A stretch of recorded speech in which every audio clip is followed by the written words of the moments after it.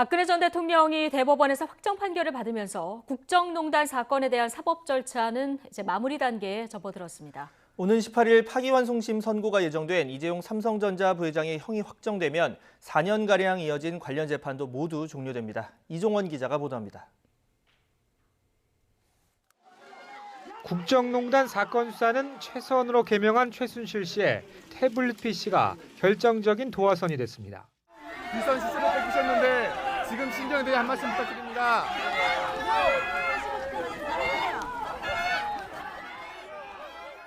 검찰이 뒤늦게 특별수사본부까지 꾸렸지만 이른바 비선 실세 존재에 대한 국민적 공분이 거세지면서 수사 주체는 특검으로 넘어갔습니다. 자신의 경영권 승계 과정에서 도움을 받을 목적으로 회사 자금을 횡령하여 대통령과 최순실에게 뇌물을 공유하고 박근혜는 퇴진하라!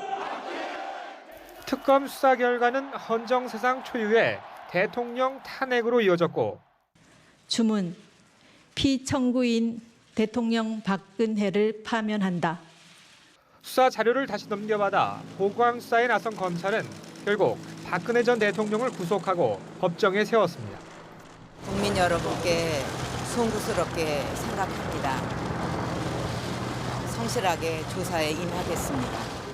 재판 초기엔 법정 모습이 언론에 공개되기도 했지만 이후 박 전 대통령의 출석 거부로 재판은 줄곧 피고인 없는 걸석 재판으로 진행됐습니다.